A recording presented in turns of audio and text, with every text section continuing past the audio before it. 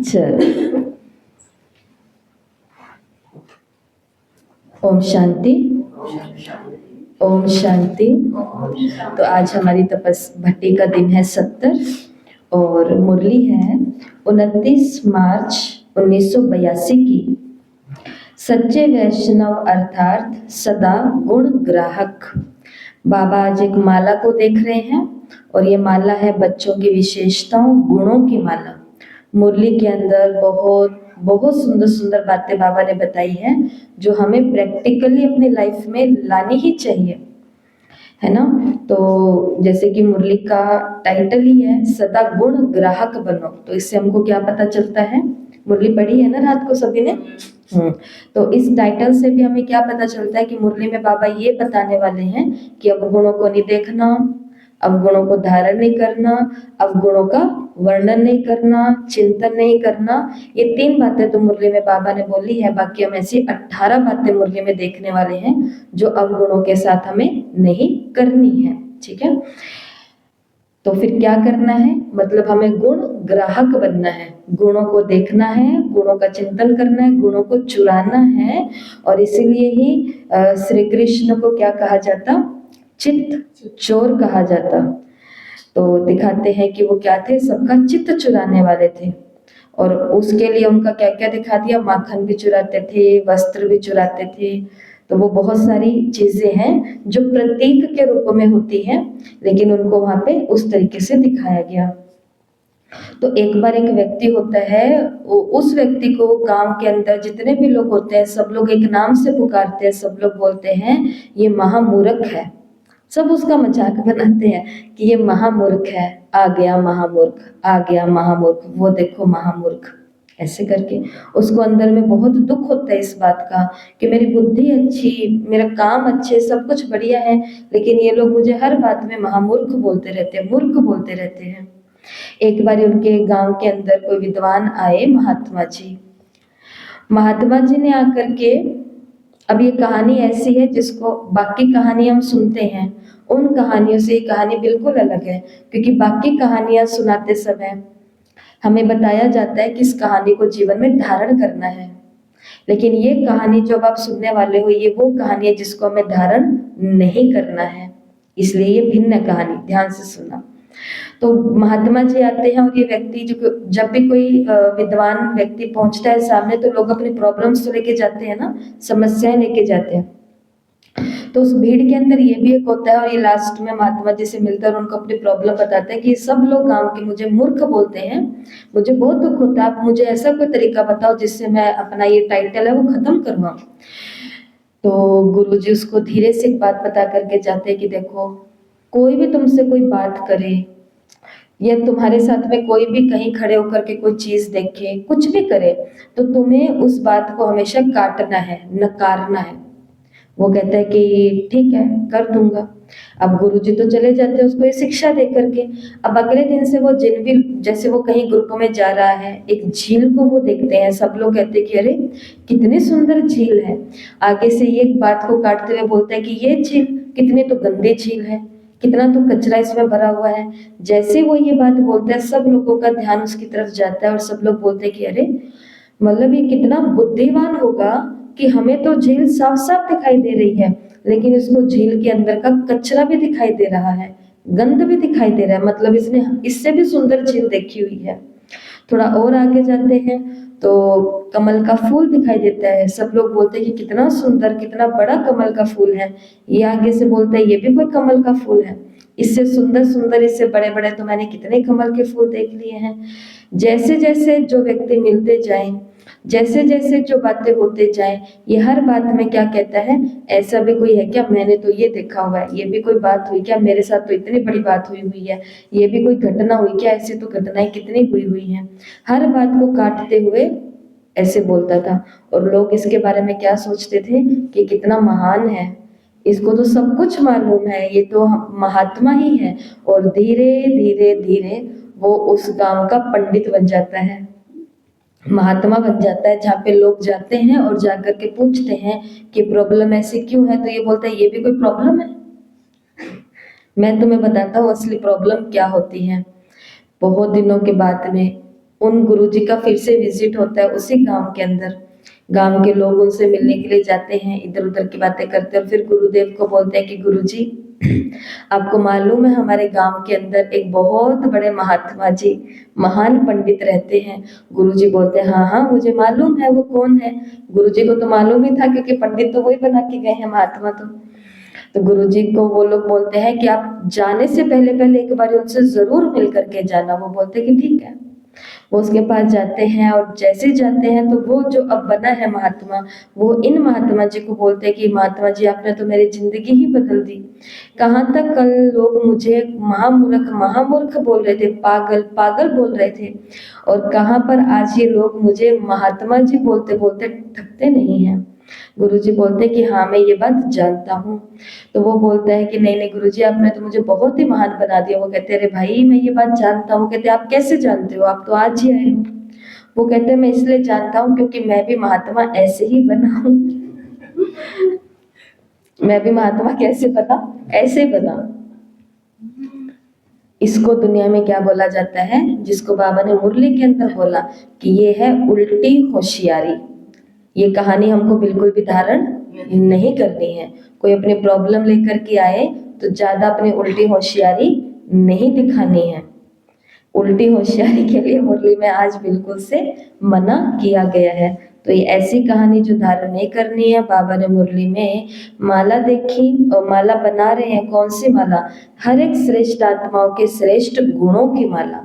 श्रेष्ठ आत्माओं की नहीं, श्रेष्ठ आत्माओं के श्रेष्ठ गुणों की माला। और आज बाबा के सामने महारथी नहीं है, घोड़े सवार नहीं है। बाबा के सामने कौन सा ग्रुप है? प्यादों का ग्रुप है। प्यादे किनको बोला जाता है? जो पैदल पैदल धीरे धीरे पुरुषार्थ करते हैं, कुछ कुछ धारणाएं छोड़ देते हैं, कुछ कुछ कर लेते हैं, दिखने में लगते हैं कि ये बाबा के बच्चे हैं, परंतु ये वैसे वाले नहीं होते हैं जैसे एक्यूरेट बाबा सच्चा बच्चा की बात करता है।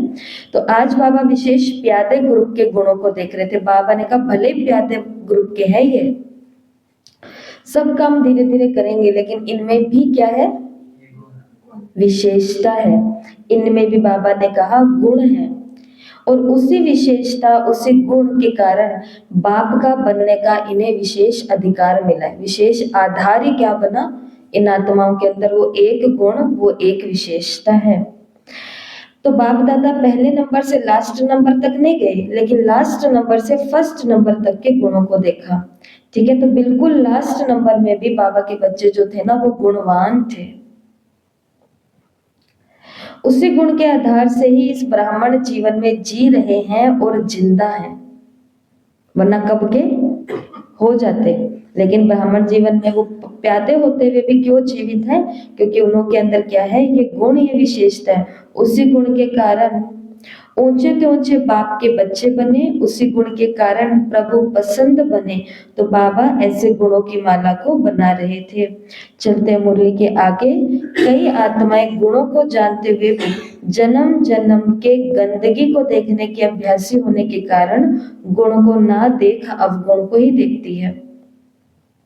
क्योंकि प्रैक्टिस कौन सी है? आई प्रैक्टिस, आई प्रैक्टिस, आई प्रैक्टिस। प्रैक्टिस कौन सी है? अवगुण देखने की। किसी ने 10 साल मेरे जीवन में अच्छा काम किया, वो याद ही नहीं है, लेकिन 10 मिनट बारिश मेरे पर कर दी किसी बात, 10 मिनट नहीं 10 सेकंड भी कुछ ऐसा ऐसा कुछ हो गया, तो हमको क्या याद रह जाता है?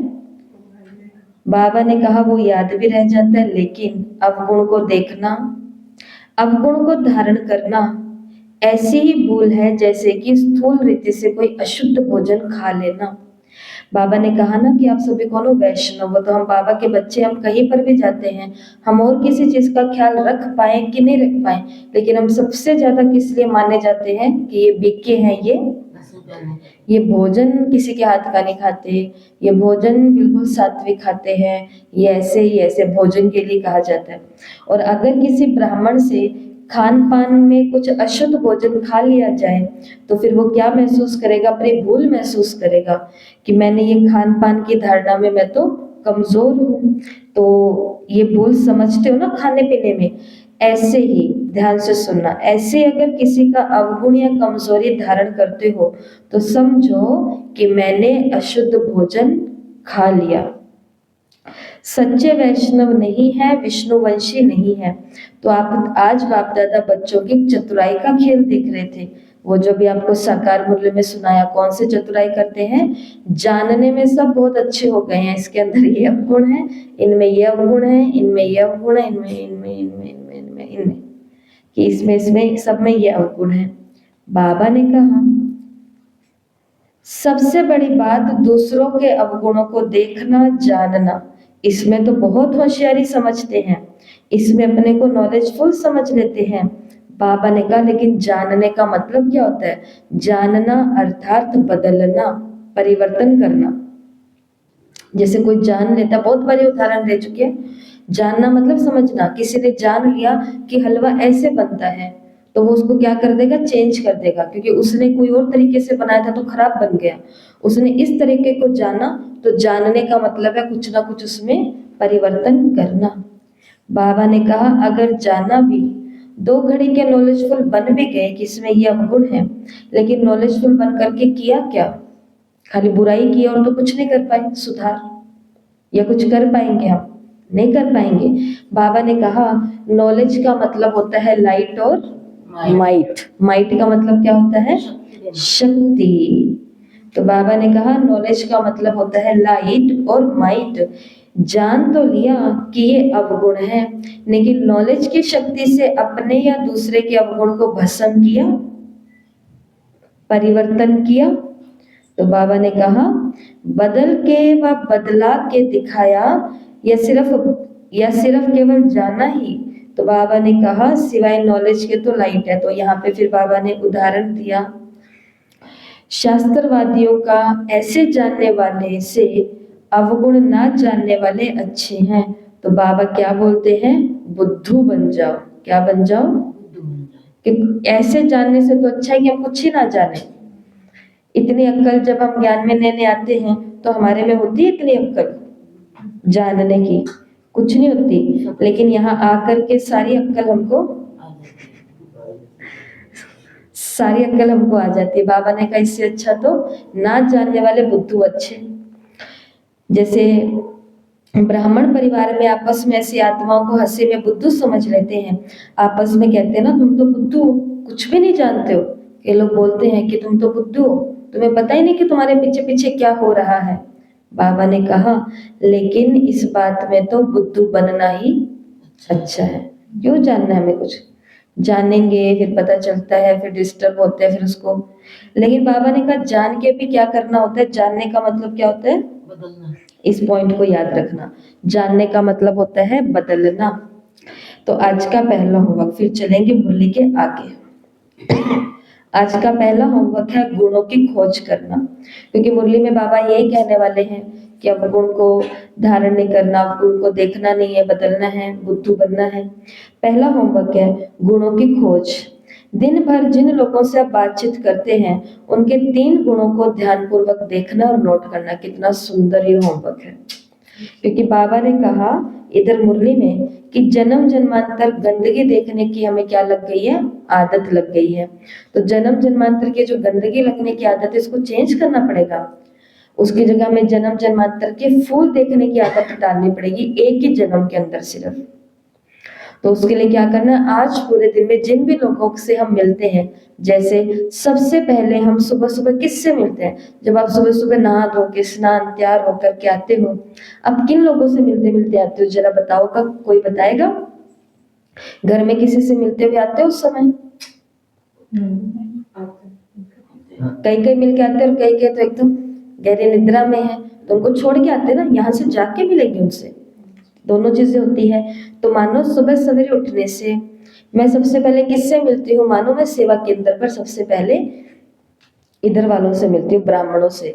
तो जिन भी लोगों से मैं मिलती हूँ, मिलने का मतलब ये नहीं जो सारे मेरे को दिख रहे हैं, मिलने का मतलब जैसे यहाँ से माताएं जाती तो कितनी सारी हैं, लेकिन रुक करके तो हर दिन 2-2 3-3 ही जाती है ना, जो अपनी कोई पर्सनल उनको बात पूछनी होती है, बतानी होती है। ये होता है किसी के संपर्क में आना, मिलना, कार्य व्यवहार में आना, उनके साथ मिलके कोई काम की प्लानिंग करना, काम करना, बातचीत करना।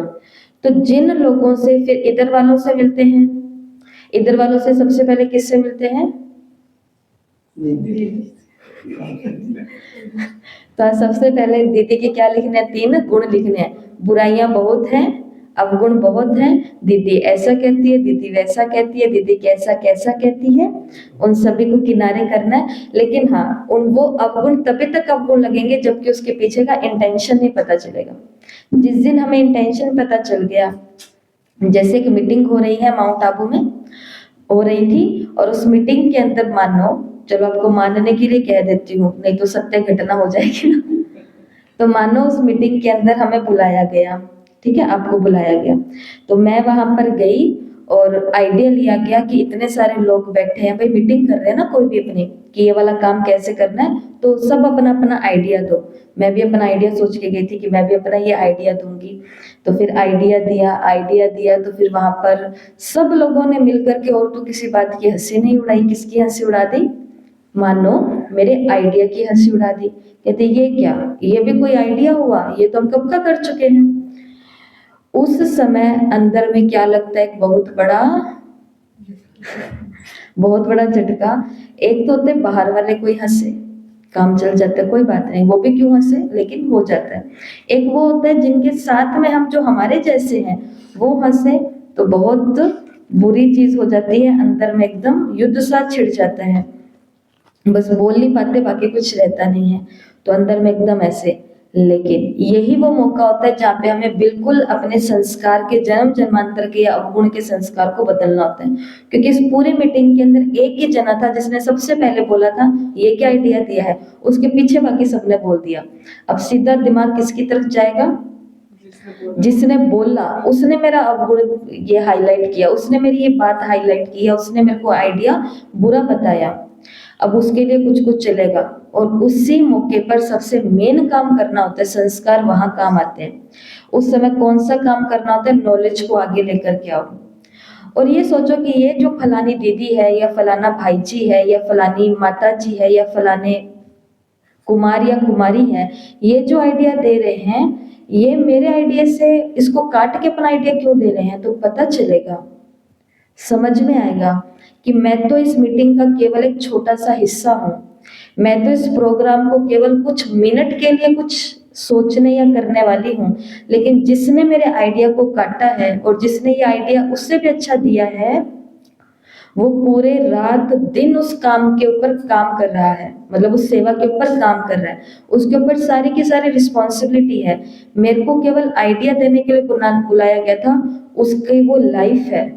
तो जिसकी लाइफ है वो तो एक एक बात का ध्यान रखेगा कि नहीं रखेगा, और जिसकी लाइफ नहीं है वो तो आएगा, अपना ओपिनियन देगा और चला जाएगा। लेकिन उसका ओपिनियन आया गया वाला सबने इम्प्लीमेंट कर लिया, तो प्रभाव तो उसकी लाइफ पर पड़ेगा ना, जो उसकी पूरी की पूरी प्लानिंग कर रहा है, जिसका जीवन ही उस सेवा पर टिका हुआ है, मान लो।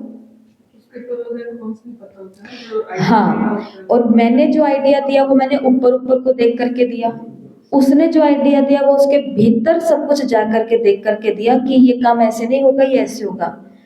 तो गुण ग्राहक बनने का मतलब यही होता है, या अवगुण का बुरा नहीं लगाने का मतलब यही होता है कि उसी समय जान लेना, मतलब बदल देना, उस बात को क्या कर देना, बदल देना।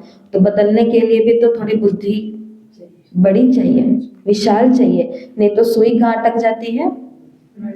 बाबा मिलन करने के लिए पहुंचे डायमंड हॉल में, 3:30 बजे गेट खुलते ही 3:30-4 बजे जाकर के आगे आगे जो सीट मिली वहां जाके बैठ गए, मतलब जहां से मानो टीचर्स की शुरुआत होती है, टीचर वहां बैठ गई आगे आगे, माताओं की शुरुआत होती है वो वहां आगे आगे बैठ गई। इतने में बाबा मिलन का बस कार्यक्रम शुरू ही होने वाला था। सेवाधारी आए, वो सेवाधारी का डायमंड हॉल का पट्टा बांध के वो आए और आकर के बोला कि दीदी यहाँ से उठो, यहाँ पर बड़ी दीदियां बैठेगी, माता जी यहाँ से खड़े हो, यहाँ पे फलाने बैठेंगे, वो बोल के गए हमें, हमारे वाले सेवाधारी बैठेंगे।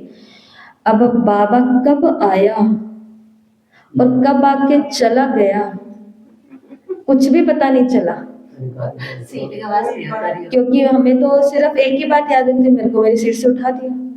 यहाँ पे भी ऐसा होता है, अब से नहीं आती मधुबन, आऊंगी नहीं, बाबा तो मेरे घर ही बैठा है, मेरे सेंटर पर ही बैठा है, वहीं पे कर लूंगी टीवी में बाबा मिलन में, तो नहीं आती मैं यहाँ पे। सीट दी नहीं एक भाई ने, एक माता ने, वो भी एक प्लानिंग है उनकी सीटिंग की। अगर प्लानिंग को हमारी बुद्धि है ही नहीं समझना, समझ ठाना हुआ है, हमें समझना ही नहीं है, मत समझो। उसको नहीं समझा, ऊपर से सेवाधारी का काम होता है सेवा, उसको फिर ये नहीं दिखता सामने बूढ़ी माता बैठी है कि जवान माता बैठी है कि छोटी माता बैठी है कि मोटी माता बैठी है, उसको कुछ नहीं दिखाई देता।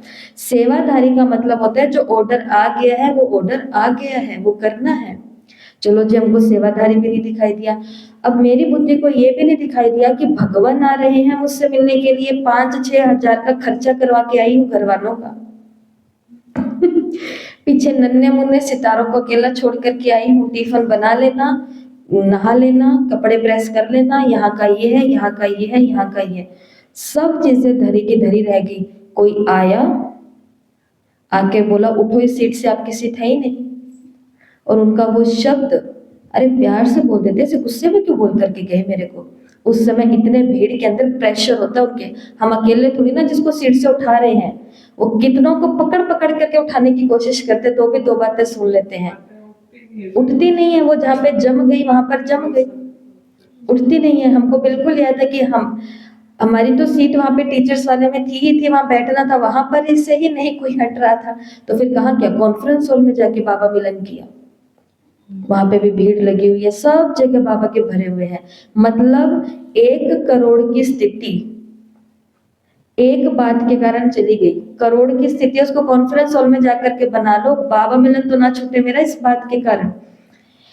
मधुबन गए नई नई चप्पल पहन करके, और देख रहे थे, अपनी चप्पल तो बाहर खोल के आए एकदम, और देख रहे हैं ना लोगों को कि ये देखो इधर बाबा मिलन चल रहा है, अपनी अपनी थैलियों में गोते में चप्पल लेकर के बैठे हैं। अवगुण देखने की आदत लगी हुई है, तो ये भी अवगुण की तरह देख रहे हैं, और ये अच्छी बात नहीं है वैसे, लेकिन देखने में क्या कर रहे, देख तो रहे हैं ना फिर भी अवगुण। इधर भी देख रहे, ये भी चप्पल लेके बैठे हैं, ये भी चप्पल लेके बैठे हैं, और बाहर निकले बाबा मिलन करके, उड़ते उड़ते उड़ते निकल रहे थे, और बाहर जाते देखा तो मेरी चप्पल गायब। यहाँ पे भी चोरी होती है, यहाँ पे भी चोरी होती है। अगली बारी से बाबा मिलन में आना बंद। एक 50 रुपए, चलो 50 रुपए की तो नहीं, 100 रुपए की चप्पल तो आती है कम से कम, या 200 की तो आती होगी। चलो 200-300 रुपए की चप्पल ने मेरा सारा का सारा माउंट आबू से जब तक जा करके अपने शहर में जाके 2-4 बातों में बिजी नहीं होंगी, तब तक वो चप्पल मेरे से भूलेगी नहीं। कंफ्यूजन होती है वहां पे, 25,000 लोग एक साथ मिल रहे होते हैं, चप्पलें क्या लोगों के एक जैसी नहीं होंगी। हाँ, तो चप्पल गुम जाए तो क्या करूं। रात को 9:30-10 बजे के आसपास किसी 2-4 लोगों के साथ में, अकेले नहीं, 2-4-5 लोगों के साथ में सारा डायमंड हॉर्स जब खाली हो जाता है, उस समय वहां जाओ, वहां पर आपको हजारों चप्पलें मिलेंगी, क्योंकि लोगों की भूल जाती है, लोगों के एक्सचेंज हो जाते हैं, तो लोग छोड़ के चले जाते हैं। वहां जाओ, ढूंढ के, हम कितनी बारी ढूंढ करके आए हैं। कहने का भाव ये कहानी आपको क्यों बता रहे हैं, ये ब्राह्मण जीवन है ना, धरा का धरा रह जाता है सारा। ये चप्पल की, कुर्सी की, बैठने की, मेरे को पूछा नहीं, आगे नहीं किया, ये नहीं किया, वो नहीं किया, इन बातों के चक्कर में ये ब्राह्मण जीवन के क्या लग जाते हैं,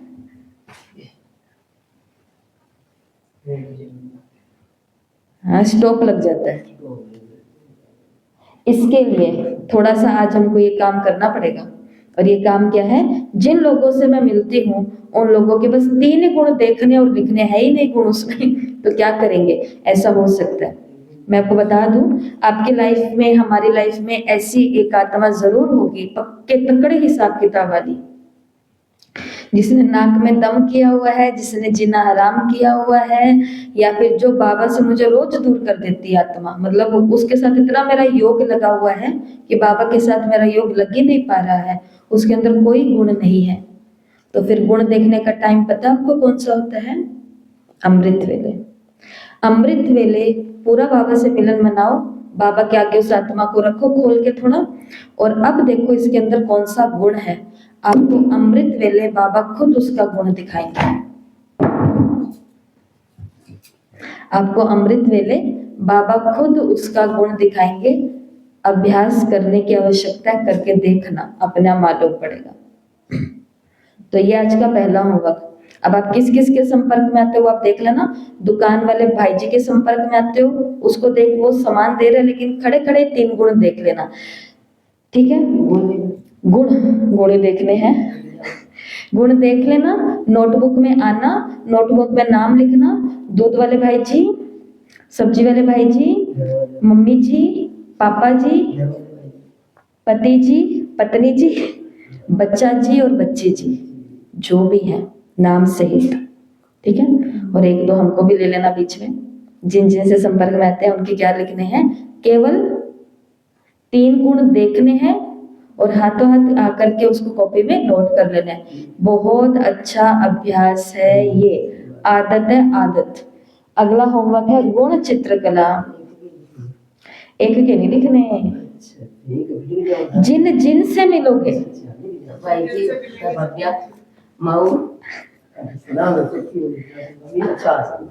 जो संपर्क में आएंगे, थोड़ा सा 1 मिनट के लिए भी लेन देन कर ले, क्योंकि लेन देन करने के लिए 1-2 सेकंड रुकेंगे ना, वो अपनी बात बोल रहे इतने में हम उनके गुण देख लेंगे, ठीक है। तो आज कृष्ण बन जाना है, थोड़ा चुरा लेना है, गुणों को देखेंगे तभी चुरा पाएंगे। हम ट्रेनिंग के लिए अभी सेंटर पर रहने के लिए गए थे ना, अभी तो नहीं, 2-2.5 साल हो गया उस बात को। तो हमको वहां पे किसी ने कुछ नहीं सिखाया था, मैं सच्ची बात आपको बोलूं तो किसी ने कुछ नहीं, लेकिन हम ठान के गए थे कि पहले कुछ दिन तक मैं सिर्फ देखूंगी सबको, ये तो अब मुरलियां और ये भाई जी की भट्टियां और ये टेक्निक सीखी, ऑब्जर्व करना, ये करना वो करना। उस समय बाबा ने सारी ट्रेनिंग कराई, हमने 10 दिन तक सिर्फ सबका टाइम टेबल देखा कि उठते कितने बजे हैं, योग किस स्थान पे करते हैं, ठीक है ये देख लिया, फिर नाश्ता कितने बजे होता है, कौन कौन किस किस की सेवा में लगा हुआ है, कितने बजे तक ये खड़े रहते हैं, कितने बजे ये अपना विश्राम के लिए जाते हैं, कितने बजे ये, कितने बजे ये, सिर्फ उनको देखा।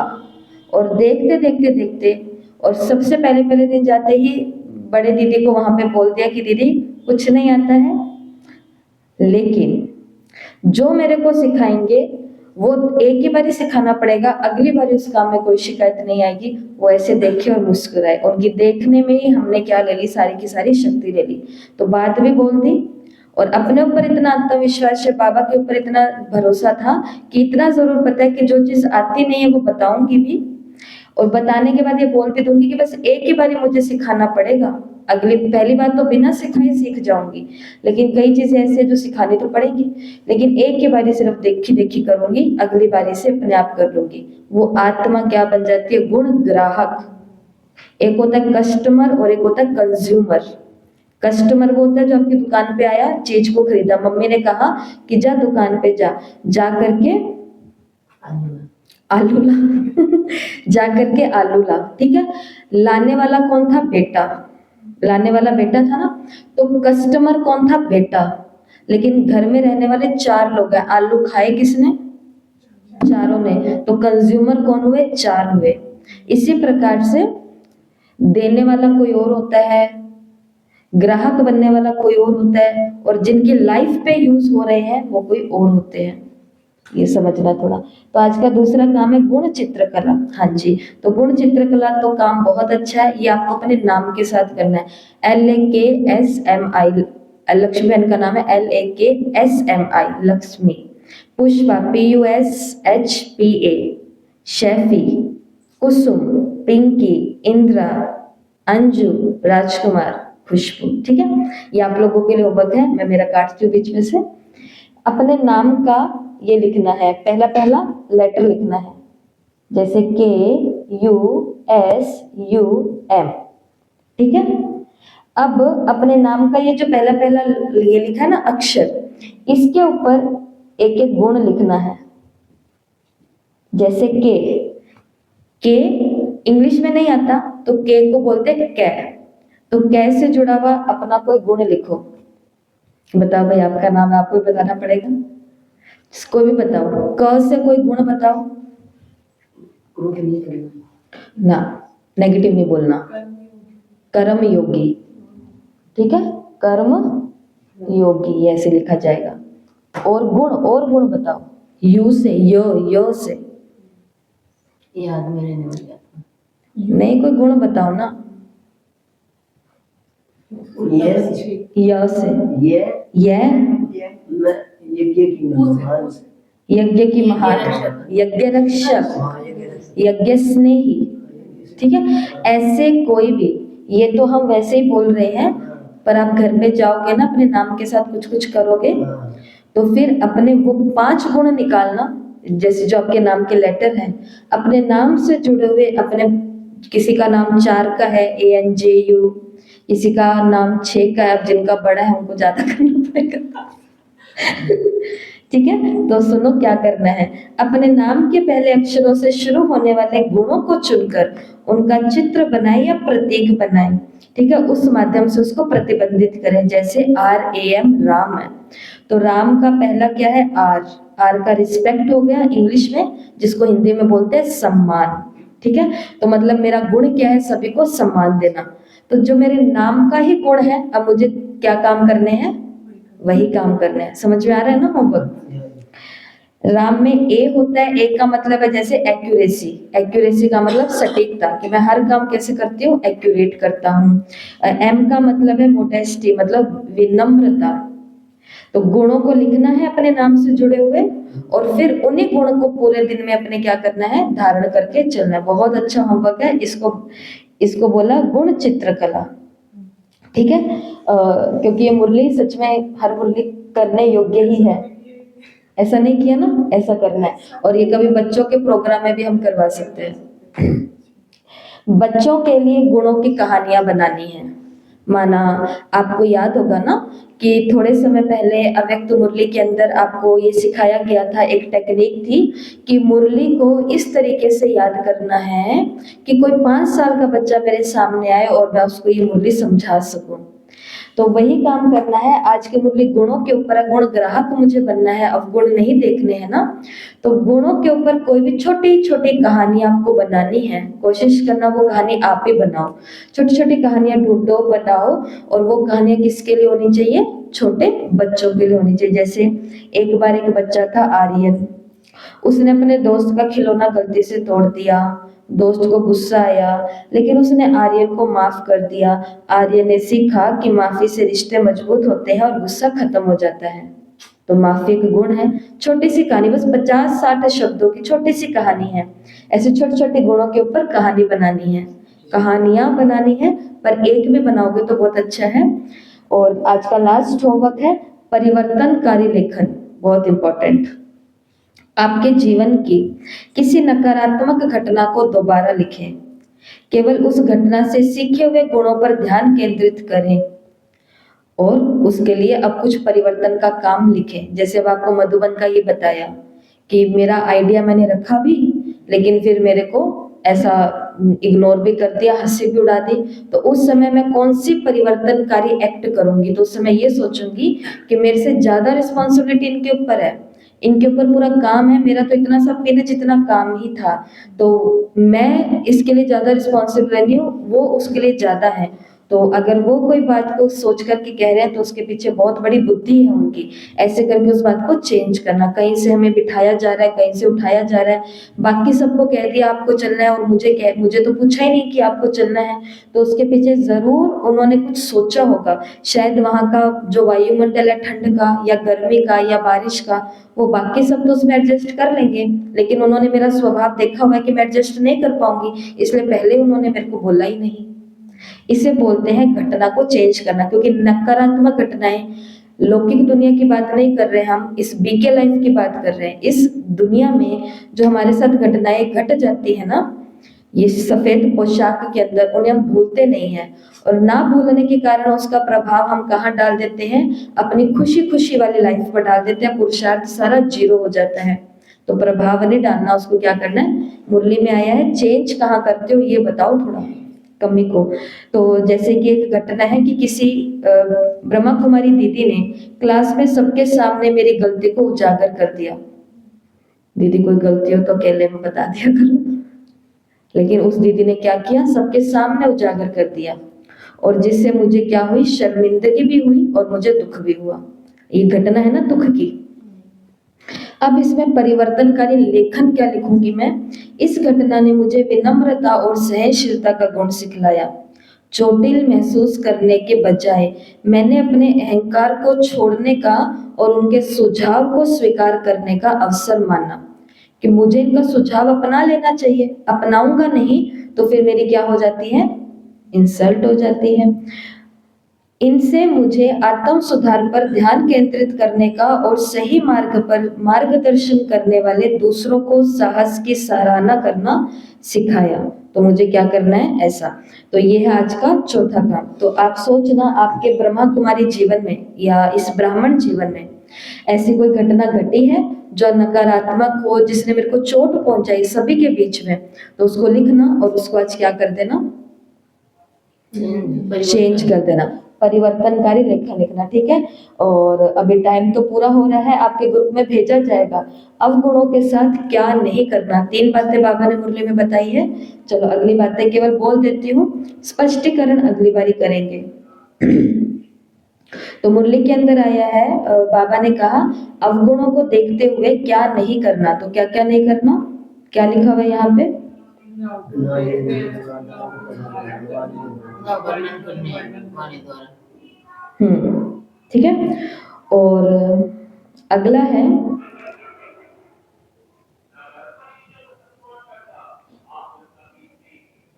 ना अवगुण देखेंगे, दूसरा ना अवगुण धारण करेंगे, तीसरा ना वाणी द्वारा वर्णन करेंगे। अवगुणों को पहली बात देखना नहीं है, धारण नहीं करना, और आपस में चर्चा तो बिल्कुल नहीं करनी। ना अवगुण याद दिलाएंगे, बार बार किसी को किसी की कमजोरी याद नहीं दिलानी है। ये जो जयपुर के अंदर घटना घटी है वो बारी बारी रिपीट होती है, तब ये चीजें होती हैं। तो बार बार किसी को ये कमजोरी नहीं याद दिलानी है। 5वां, ना अवगुणों की तुलना करनी है। बताओ, गुणों का तो कंपैरिजन होता है आजकल दुनिया में, अवगुणों का भी होता है कि देखो वो आपसे कम तो बुरा है, आप तो कितने बुरे हो। तो ऐसी तुलना नहीं करनी है। अवगुणों का प्रचार नहीं करना है। एक होता है वर्णन करना और एक होता है प्रचार करना। प्रचार करना मतलब अब आराम से फ्री होकर के हम घर घर में जाकर के क्या करके आएंगे, पर्चा बांट के आएंगे। न अवगुणों से चिढ़ेंगे, न अवगुणों को स्थायी मानेंगे, न अवगुणों पर प्रतिक्रिया देंगे, न अवगुणों को माफ करने में देरी करेंगे, न अवगुणों को सहनशीलता की परीक्षा बनाएंगे, न अवगुणों के कारण उस आत्मा से दूरी बनाएंगे, न अवगुणों को कर्मों में शामिल करेंगे, न अपने संस्कारों पर असर डालने देंगे, न अवगुणों को याद रखेंगे, न अवगुणों से निर्णय लेंगे। और लास्ट है, ना अवगुणों को मनोरंजन का विषय बनाएंगे। मजा आता है अवगुणों की बातें देखने, करने, सुनने, सुनाने में। तो इसको टाइम पास या मनोरंजन का विषय नहीं बनाना, दूसरों का मजाक बनाना, इंसल्ट करना, क्योंकि वो बहुत बड़ा काम कर रहे हैं, ऐसा कुछ भी हमें नहीं करना है। तो ये है जो हमें अवगुणों के साथ नहीं करना, ठीक है। ग्रुप में आएगा, डिटेल भी आएगी नीचे, ध्यान से पढ़ना, आपको सीखने को बहुत कुछ मिलेगा। तो ये मुरली है और उस मुरली में बाबा ने यही बात कही है कि आप किसी के अवगुण देख लो, निमित्त बिठाई हुई है बाबा ने सबके यहाँ पे, जाओ निमित्त को बताओ। सुप्रीम कोर्ट बाबा ने इनको बोला, सुप्रीम कोर्ट में आपने अर्जी डाल दी है, अब खुद वकील और जज मत बनो, वो ऐसा है, वो ऐसा है, वो ऐसा है। बाबा ने कहा ये काम नहीं करना। मुरली को पूरा पढ़ना एक बार और, बहुत सारे पॉइंट्स हैं, पढ़ करके फिर इसके ऊपर टेस्ट देना, क्योंकि बाबा ने मुरली में बोला है अपने साथियों के साथ मिल करके फिर इस उल्टी होशियारी के गीत गाते हैं। बाबा ने कहा ये उल्टी होशियारी उल्टा लटकाएगी। तो ये चतुराई बाबा ने कहा अब नहीं करो, नहीं तो फिर चिल्लाना पड़ेगा, ठीक है। ओम शांति। 1 मिनट साइलेंस में बैठेंगे।